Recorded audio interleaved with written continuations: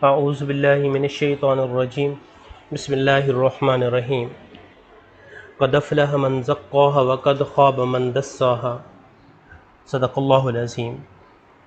Dear students, السلام علیکم ورحمۃ اللہ وبرکاتہ۔ بی ایس کلاسز میں اسلامیت لازمی کا جو سلیبس ہے اس کا ایک پورشن ہے سیرت النبی صلی اللہ علیہ وسلم۔ اس پورشن میں سے ہم اگلا ٹاپک آج دیکھیں گے۔ ٹاپک ہے تزکیہ نفس اور تعمیر شخصیت کا نبوی منہاج۔ ہم سب سے پہلے لفظ تزکیہ کو دیکھتے ہیں کہ اس کا معنی اور مفہوم کیا ہے۔ لفظ تزکیہ کی معنی ہے پاک کرنا، صاف کرنا، نشو و نما کرنا اور بلندی کی طرف لے کر جانا۔ اس کا جو متضاد لفظ ہے وہ ہے تدسیہ۔ اس کی معنی نفس کو دبانا، چھپانا، نفس کو گمراہ کرنا۔ جیسے کہ میں نے قرآن مجید کی آیت آپ کے سامنے تلاوت کی، قد افلح من زکاها وقد خاب من دساها۔ وہ یقیناً کامیاب ہو گیا جس نے نفس کا تزکیہ کیا، اور بلا شبہ وہ نامراد ہوا جس نے اس کو دبایا۔ تو تزکیہ کے کیا معنی ہے کہ انسان اپنے اندر اخلاق حسنہ، صبر، شکر، عدل، احسان، شرم و حیا، ان چیزوں کو اپنے اندر فروغ دے۔ اور جو اخلاق رذائلہ ہیں، جو برے اخلاق ہیں جیسا کہ جھوٹ، خیانت، بخل، غیبت، حسد، تکبر اور بد کلامی، ان سے اجتناب کرے۔ تزکیہ نفس اور تعمیر شخصیت، کریکٹر بلڈنگ کا نبوی منہاج کیا تھا؟ اللہ کے رسول صلی اللہ علیہ وسلم نے نہایت ہی قلیل عرصے میں ایک ایسی قوم جو غیر مہذب تھی، اس کی کریکٹر بلڈنگ اس انداز میں کی کہ وہ انتہائی اعلیٰ سیرت و کردار کے حامل بن گئے۔ ہم ہیڈنگ کی صورت میں اس کو پڑھیں گے۔ سب سے پہلی چیز ہے اللہ رب العزت کی ذات پر پختہ ایمان۔ اللہ کے رسول صلی اللہ علیہ وسلم نے اس بات کا پختہ اور غیر متزلزل یقین اصحاب اور اہل بیت کے ذہنوں میں راسخ کیا کہ وہ وحدہ لا شریک ذات ہے، وہ علام الغیوب ہے، وہ خالق ہے، وہ باری ہے، وہ المصور ہے، ماں کے پیٹ کے اندر انسانوں کی شکلیں بناتا ہے، جس نے اس کائنات کو، زمین و آسمان کو بنایا، نفع و نقصان کا مالک ہے، زندگی اور موت اسی کے ہاتھ میں ہے۔ پھر اس کا نتیجہ کیا ہوا اس کریکٹر بلڈنگ کا کہ جب اللہ پر پختہ ایمان کی تبلیغ کی گئی تو پھر ہم دیکھتے ہیں کہ بدر کے موقع پر 313 صحابہ کرام رضوان اللہ علیہ مجمعین 1000 کے لشکر کے مقابلے میں کھڑے ہو جاتے ہیں۔ قادسیہ میں 40,000 کا لشکر 1,00,000 کے لشکر کے مقابلے میں کھڑا ہو جاتا ہے، اور جنگ یرموک میں 30,000 صحابہ کرام رضوان اللہ علیہ مجمعین 2,00,000 رومیوں کے مد مقابل جا کر کھڑے ہو جاتے ہیں۔ اس کا عملی مظہر واقعہ کربلا ہے کہ جب اہل بیت کا 72 افراد کا گھرانہ ہزاروں افراد کے سامنے جا کر کھڑا ہو جاتا ہے۔ یہ اللہ کے رسول صلی اللہ علیہ وسلم کی کریکٹر بلڈنگ کی ہوئی تھی، اس کے منہاج کہ جس کا نتیجہ یہ ہوا کہ سینکڑوں افراد ہزاروں اور لاکھوں کے مقابل میں جا کر کھڑے ہو گئے۔ دوسری ہیڈنگ کی طرف آتی ہیں۔ دوسری ہیڈنگ ہے ایقان آخرت۔ اللہ کے رسول صلی اللہ علیہ وسلم نے جہاں اللہ کی ذات پر ایمان اور اس کی مدد کا یقین دلایا، وہیں پہ اللہ کے رسول صلی اللہ علیہ وسلم نے اس بات کو ان کے اذہان میں اجاگر کیا کہ دنیا کی زندگی عارضی ہے اور اللہ رب العزت کی بارگاہ میں جواب دینا ہے۔ اللہ تعالیٰ قرآن مجید میں فرماتے ہیں، اور یہ دنیا کی زندگی تو محض کھیل اور تماشا ہے، اصلی گھر تو آخرت کا گھر ہے۔ اور پھر اللہ تبارک و تعالیٰ سورۃ النساء میں فرماتے ہیں کہ دنیا کا فائدہ تھوڑا سا ہے اور آخرت بہت بہتر ہے۔ دنیا کے عارضی ہونے اور آخرت میں محاسبے کے تصور کی پختگی کا نتیجہ کیا ہوا کہ اصحاب رسول صلی اللہ علیہ وسلم کے نفوس علائشوں سے پاک ہو گئے، ان کی سیرتیں اور شخصیتیں جگمگانے لگیں، اور ان کی زندگی میں مقصدیت کا شعور پیدا ہو گیا، اور وہ زندگی کو اس انداز میں گزارنے لگے کہ جس سے وہ آخرت میں کامیابی سے ہمکنار ہو جائیں۔ اگلی ہیڈنگ کی طرف چلتے ہیں، ترغیب عبادت و بندگی۔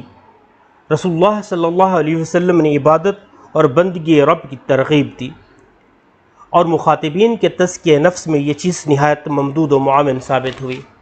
آپ صلی اللہ علیہ وسلم کا معمول کیا تھا کہ رات کو عبادت کے لیے کھڑے ہوتے تو اتنی دیر اللہ کی عبادت کرتے کہ پاؤں مبارک سوج جاتے تھے۔ آپ کے اصحاب بھی کثرت سے عبادت کرنے لگے، اور اس عبادت کی کثرت سے ان کی شخصیتوں میں وہ تمام اوصاف پیدا ہو گئے جو متعلقہ عبادتوں کو ان کی صحیح روح کے مطابق ادا کرنے میں لازماً پیدا ہوتے ہیں۔ اگلی ہیڈنگ کی طرف چلتے ہیں، زہد اور دنیا سے بے رغبتی۔ دنیا کی بے جا محبت، خود غرضی اور لالچ یہ برائیوں کی جڑ ہے۔ یہ وہ برائی ہے جو اللہ اور اس کے رسول کی اطاعت میں رکاوٹ بنتی ہے۔ امام احمد بن حنبل رحمۃ اللہ علیہ فرماتے ہیں کہ جس طرح ایک برتن میں آگ اور پانی اکٹھے نہیں رہ سکتے، اسی طرح ایک انسان کے دل میں اللہ اور دنیا کی محبت نہیں رہ سکتی۔ اللہ کے رسول صلی اللہ علیہ وسلم نے کریکٹر بلڈنگ کیسے کی؟ آپ صلی اللہ علیہ وسلم نے فرمایا کہ دنیا میں یوں رہو جیسے کوئی پردیسی، اور پھر آپ صلی اللہ علیہ وسلم نے فرمایا کہ میری مثال اس دنیا میں ایسی ہے جیسے کوئی مسافر کسی درخت کے سائے میں تھوڑی دیر کے لیے بیٹھ جائے اور پھر اپنی منزل کو چل جائے۔ اللہ کے رسول صلی اللہ علیہ وسلم نے کریکٹر بلڈنگ میں زہد اور دنیا سے بے رغبتی کا جو کنسپٹ ہے وہ اصحاب کے دلوں کے اندر اجاگر کیا۔ اگلی ہیڈنگ کی طرف چلتے ہیں، عدل و انصاف۔ اللہ تعالیٰ قرآن مجید میں کیا فرماتے ہیں؟ سورۃ النساء میں ہے، اور جب تم لوگوں کے درمیان میں فیصلہ کرنے لگو تو انصاف کے ساتھ فیصلہ کرو۔ پھر اللہ کے رسول صلی اللہ علیہ وسلم نے کیا فرمایا کہ قیامت کے روز 7 آدمیوں کو اللہ اپنے عرش کے سائے میں جگہ دے گا، اور ان میں ایک وہ شخص ہوگا جو امام عادل ہوگا۔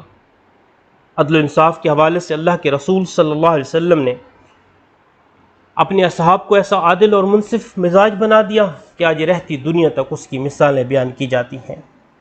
یہ ممکن ہی نہیں کہ کسی کے ساتھ زیادتی ہو اور اس کی داد رسی نہ کی گئی ہو، اس کو انصاف جو ہے وہ نہ دیا گیا ہو۔ چھٹی ہیڈنگ کی طرف آتے ہیں، مساوات، ایکویلٹی۔ اللہ تبارک و تعالیٰ قرآن مجید میں فرماتے ہیں، اے لوگو بے شک ہم نے تمہیں ایک مرد اور عورت سے پیدا کیا، تمہارے کنبے اور قبیلے بنائے تاکہ تم ایک دوسرے کو پہچان سکو۔ اور اللہ کے رسول صلی اللہ علیہ وسلم نے اپنے آخری خطبے میں فرمایا کہ بے شک تمہارا پروردگار ایک، تمہارا رب، تمہارا باپ ایک، تم میں سے کسی عربی کو عجمی اور عجمی کو عربی پر کوئی فوقیت حاصل ہے مگر سوائے تقوی کے۔ سیرت مطہرہ کو دیکھیں تو آپ صلی اللہ علیہ وسلم جب صحابہ اکرام رضوان اللہ علیہ مجمعین کے ساتھ بیٹھے ہوئے ہیں تو باہر سے آنے والا کوئی شخص آپ کو شناخت نہ کر سکتا تھا۔ مسجد نبوی کی تعمیر ہوئی یا خندق کے موقع کے اوپر خندق کی کھدائی، اللہ کے رسول صلی اللہ علیہ وآلہ وسلم جو ہے وہ مساوات کے ساتھ کام کرتے رہے۔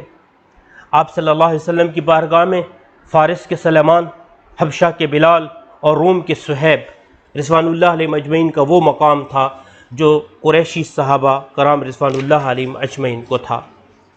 7ویں ہیڈنگ کی طرف چلتے ہیں، اخوت اور بھائی چارہ۔ اللہ تعالیٰ قرآن مجید میں فرماتے ہیں کہ وَاعْتَصِمُوا بِحَبْلِ اللَّهِ جَمِيعًا وَلَا تَفَرَّقُوا، اور اللہ کے رسول صلی اللہ علیہ وسلم نے فرمایا کہ مسلمان وہ ہے کہ جس کے ہاتھ اور جس کی زبان سے دوسرا مسلمان محفوظ رہے۔ آپ صلی اللہ علیہ وسلم کی بعثت سے پہلے یہ عرب کے قبائل جھگڑوں اور قبائلی عصبیت، غرور و تکبر میں مبتلا تھے، لیکن آپ صلی اللہ علیہ وسلم کا یہ فیضان کرم تھا کہ آپ نے ان کو باہم شیر و شکر کر دیا، رنگ نسل کی امتیازات مٹا دیے، اور اس کی ایک عملی مظہر مواخات مدینہ ہے کہ جب انصار صحابہ نے مہاجرین صحابہ کے ساتھ اخوت کا رشتہ جو ہے وہ قائم کیا۔ 8ویں ہیڈنگ کی طرف چلتے ہیں، احسان اور ایثار۔ ان اللہ یحب المحسنین، بے شک اللہ رب العزت احسان کرنے والوں کو پسند کرتا ہے۔ آپ صلی اللہ علیہ وسلم نے فرمایا کہ تم اہل زمین پر رحم کرو، آسمان والا تم پر رحم کرے گا۔ آپ صلی اللہ علیہ وسلم کے ایثار کا عالم کیا تھا کہ آپ ضرورت مندوں کو دیتے، سائل کبھی آپ کے در سے خالی نہیں لوٹا، اور جو کچھ آپ کو مال غنیمت میں سے ملتا آپ وہ غرباء میں بانٹ دیتے تھے۔ پھر اس کا عملی مظہر دیکھتے ہیں کہ سیدنا عثمان غنی رضی اللہ تعالیٰ عنہ کا 100 اونٹوں کا قافلہ اناج لے کر مدینہ پہنچتا ہے۔ خوراک کی قلت تھی، تاجر منہ مانگی قیمت دینے کو تیار ہوتے ہیں، مگر عثمان غنی رضی اللہ تعالیٰ عنہ لوگوں کی ضرورت اور بھوک کا خیال رکھتے ہیں اور تمام مغلہ کو مفت تقسیم کر دیتے ہیں۔ غزوہ تبوک، حضرت عمر فاروق رضی اللہ تعالیٰ عنہ اپنے گھر کا سامان لے کر آتے ہیں، صدیق اکبر رضی اللہ تعالیٰ اپنے سارے گھر کا سامان لے کر آتے ہیں، تو اللہ کے رسول صلی اللہ علیہ وسلم نے احسان اور ایثار